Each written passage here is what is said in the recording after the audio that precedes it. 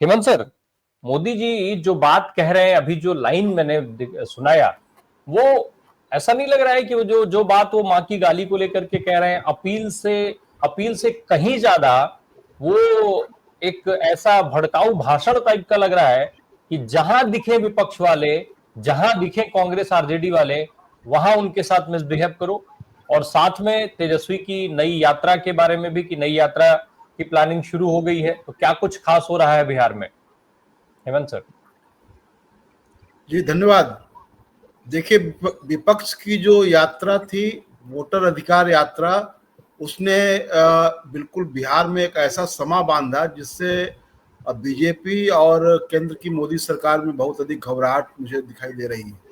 वो इस वजह से कि बीजेपी को अभी तक इतना एकजुट, इतना आक्रामक और इतना फोकस्ड विपक्ष से सामना नहीं हुआ था।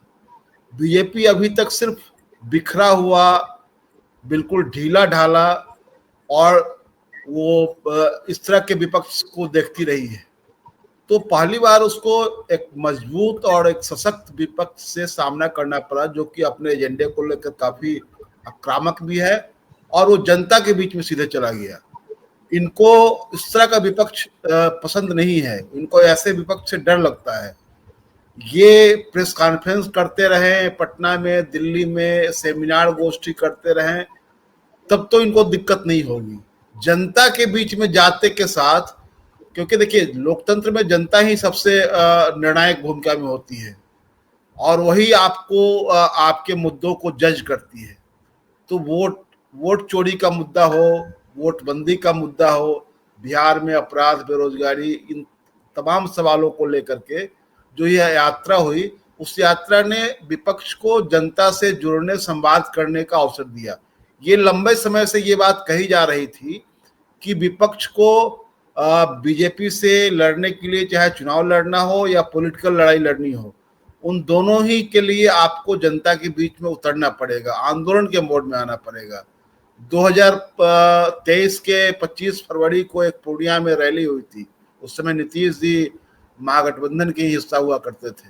उस रैली में ये आह्वान किया था जो सीपीआईएमएल के महासचिव हैं दीपंकर भट्टाचार्य, उन्होंने कहा था कि बीजेपी से लड़ने के लिए, सामने में 2024 का चुनाव था लोकसभा का, उन्होंने कहा था कि बीजेपी से लड़ने के लिए और इस चुनाव में उतरने के लिए हम लोगों को आंदोलन के मोड में रहना पड़ेगा, आंदोलन के मोड में चुनाव लड़ना पड़ेगा।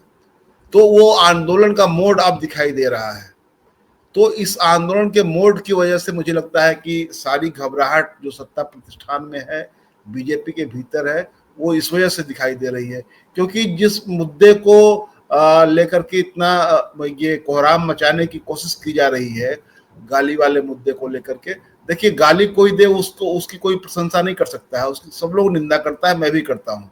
लेकिन सबसे बड़ी बात यह है कि उसमें झूठा नैरेटिव जो सेट किया जा रहा है, वो गाली किसी राहुल गांधी तेजस्वी यादव के मंच से नहीं दी गई थी। वो मंच जो जहां सजा हुआ था, वहां राहुल गांधी तेजस्वी यादव गए नहीं। उस पूरे इलाके में राहुल गांधी तेजस्वी यादव की न तो कोई सभा हुई थी, न कोई प्रेस कॉन्फ्रेंस हुआ था। वो सुपौल से निकल करके मोटरसाइकिल से, चार पहिया वाहन से सीधे मुजफ्फरपुर के जारंग पहुंचे थे, वो भी एनएच पर ही उनकी वहां सभा वगैरह थी। तो बीच में तो वो कहीं रुके नहीं थे। वो समर्थकों ने, जो कांग्रेस के समर्थक थे, उन लोगों ने वो मंच, एक छोटा सा मंच सजा कर रखा था, जो कि अमूमन पूरे यात्रा मार्ग में उस तरह के ढेरों मंच बने हुए थे, स्वागत करने के लिए, फूल बरसाने के लिए, नारे लगाने के लिए, या जो कुछ करने के लिए। तो वो लोग अपने अपने ढंग से, जो लोग नेतागिरी लोकल लेवल पर करते हैं, उस तरह का था वो। तो उसको राहुल गांधी से कनेक्ट करना, वो मान लीजिए ठीक है, भाजपा के जो दूसरे नेता हैं, दूसरी तीसरी कतार के नेता है, वो कर रहे हैं, तो बात तो समझ में आती है। लेकिन प्रधानमंत्री जी जिस तरह से करने लगे इसको लेकर के, वो लगता है कि कोई स्कूली छात्र आपस में भिड़ जाता हो, वो बार बार शिकायत करता हो कि ये इसने मुझे मेरी माँ की गाली दी, इसने मुझे चिकोटी काट ली, इसने मुझे धक्का दे दिया, इसने मेरा पैंट खींच लिया। तो उसी तरह की शिकायत के अंदाज में प्रधानमंत्री जी दिख रहे हैं। उनको बड़ा ये दिखाना चाहिए था इस ऐसे मामलों में, इसको इग्नोर करना चाहिए था अगर पॉलिटिकल डिस्कोर्स में जाना चाहते हैं तो। नहीं तो अगर इस तरह के मामलों में जाने का मतलब ही है कि आपको उन तमाम राजनीतिक सवालों का जवाब आपके पास नहीं है जो विपक्ष आपके सामने खड़ा कर रहा है, उन सवालों का क्या जवाब देंगे कि बिहार में बड़े पैमाने पर जो समाज की निचली पंक्ति के कतार के जो लोग हैं उनका वोट कटा है, बहुत बड़े पैमाने पर ये हुआ है। ये इसका रेमेडीज अभी तक नहीं हो रहा है और ये पहली बार इस देश में हो रहा है कि चुनाव आयोग की इस कार्रवाई की वजह से बहुत सारे लोग वोट देने से वंचित हो जाएंगे। इन सवालों का जवाब नहीं दे रहे हैं, जो वोट चोरी का जो मुद्दा है उस मुद्दे पर जवाब नहीं दे रहे हैं। तो ये जितने सवाल हैं उन सवालों के बदले में हो क्या रहा है। अब ये गाली वाला मुद्दा लेकर के आ गए हैं, लेकिन सबसे बड़ी बात यह है कि इसी बिहार में प्रधानमंत्री जी ने नीतीश कुमार के डीएनए पर सवाल खड़ा किया था, कहा था कि इनका डीएनए गड़बड़ है और उसको लेकर काफी बवाल मचा था। आज तक प्रधानमंत्री ने माफी नहीं मांगी। नीतीश जी ने तो चिट्ठी लिख करके उनको कहा था कि आपने तो ये मेरा अपमान किया है और आपको माफी मांगनी चाहिए। आज तक उन्होंने माफी नहीं मांगी। मोदी जी एक अकेले प्रधानमंत्री हैं इस देश के जिन्होंने खुलेआम खुद गाली दी। सोनिया गांधी को उन्होंने जर्सी गाय कहा, राहुल गांधी को उन्होंने हाइब्रिड बछड़ा कहा। बहुत लंबी सूची है सर, बहुत लंबी सूची है, एक नहीं ऐसे कई मौके रहे जब प्रधानमंत्री ने खुद। तो मैं समझता हूं कि इन चीजों को राजनीतिक विमर्श बना करके आप कुछ हासिल नहीं कर सकते हैं। उग्रता फैलाने की कोशिश हो रही है और प्रधानमंत्री जी ने जिस अंदाज में कहा है कि जहां भी मिले वहां आप उनसे पूछिए। पता नहीं, मुझे तो लग रहा था कि शायद ये कहेंगे कि जहां भी मिले वहां घेर करके उनका इलाज कीजिए, लेकिन उन्होंने दूसरे थोड़ा उसको ट्विस्ट किया कि जहां भी मिले उनसे उनके कान में ये आवाज जानी चाहिए। तो ये कुल मिलाकर के इशारा वही है। इसीलिए देखें कि दूसरे दिन कांग्रेस के दफ्तर पर पटना में जो हमला हुआ, उसके बाद मुजफ्फरपुर में हमला हुआ, कई जगह पर इस तरह की घटनाएं हुई हैं और जिस तरह से ये लोग माहौल बना रहे हैं।